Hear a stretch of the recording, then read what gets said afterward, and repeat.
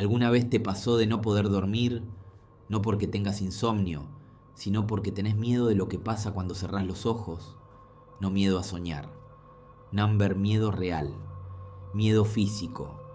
Como si te fueras a perder en el sueño, como si no fueras a volver, como si alguien estuviera esperando del otro lado, agazapado. A mí me empezó a pasar después de la separación. Habíamos estado 7 años juntos. Compartimos todo. Departamento, perro, familia, la idea de un futuro. Y después, un día, me desperté y ya no estaba. Se había ido sin dejar más que un mensaje de voz que escuché tantas veces que me lo sé de memoria.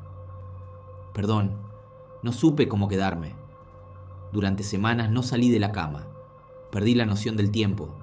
Me pasaba las noches despierto, mirando el techo, esperando que algo se acomodara solo.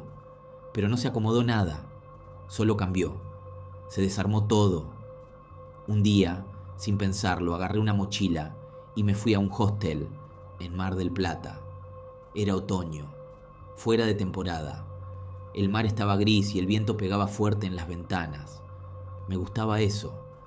Me hacía sentir igual por dentro y por fuera. Frío, desordenado, un poco vacío. Ahí conocí a Vera. Estaba sentada en la cocina compartida, escribiendo en un cuaderno con tapas negras. Me llamó la atención la forma en que movía la cabeza mientras escribía, como si estuviera escuchando una música interna, como si las palabras le vinieran de algún lugar más profundo. Me acerqué. Me ofreció mate. Me preguntó si creía en los sueños premonitorios. Le dije que creía en las cosas que no podía explicar. Me sonrió. Esa noche hablamos durante horas, de la muerte, de la infancia, de esas cosas que uno no suele contar hasta mucho después. Pero con ella fue distinto. Era como hablar con alguien que ya sabía lo que ibas a decir. Me hacía preguntas muy puntuales.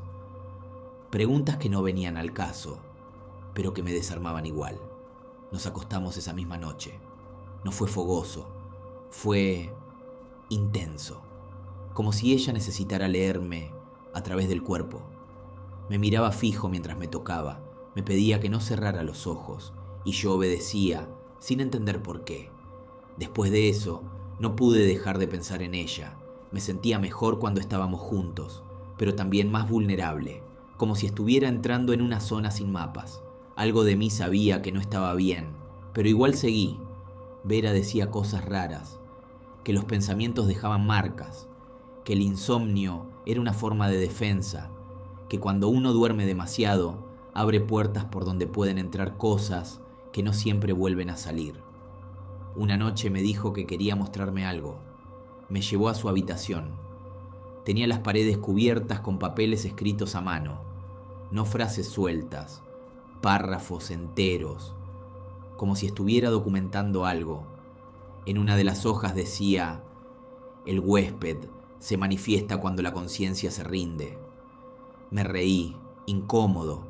Le pregunté si era parte de una novela. Me dijo: no, es real, pero no todos pueden verlo.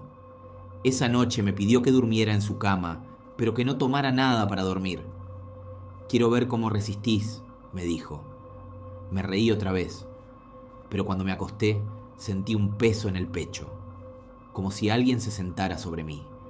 Me desperté de golpe, empapado. Ella estaba sentada a mi lado, escribiendo en su cuaderno. Me miró y me dijo: anoche dijiste algo en otro idioma. No lo entendí, pero lo anoté. Empecé a dormir mal, o peor. Tenía sueños con lugares que no conocía, con voces que me hablaban desde pasillos sin puertas, con una figura negra que se paraba al pie de mi cama y me observaba. Siempre despierto, siempre inmóvil. Le conté. Me dijo que era normal, que estaba abriendo canales, que eso solo pasaba con personas receptivas, que tenía suerte, que no todos sirven. Empecé a sentirme débil. Me dolía la espalda como si llevara algo encima todo el tiempo. Tenía los ojos secos, pero la cabeza pesada. Me costaba mantenerme despierto, pero no quería dormir. Algo adentro mío me gritaba que no durmiera, hasta que un día me dormí sin querer. en el sillón del hostel. 20 minutos. Nada más. Cuando desperté, tenía una marca en la muñeca, una forma extraña, como una letra rota. No dolía, pero se sentía caliente. Al tacto, pulsaba. Fui al médico, me dijo que era una reacción alérgica, que me pusiera una crema, pero yo sabía que no era eso. Esa noche la enfrenté. Le pregunté qué me estaba haciendo. No gritamos, no discutimos. Me miró como si fuera un nene que rompió algo sin querer.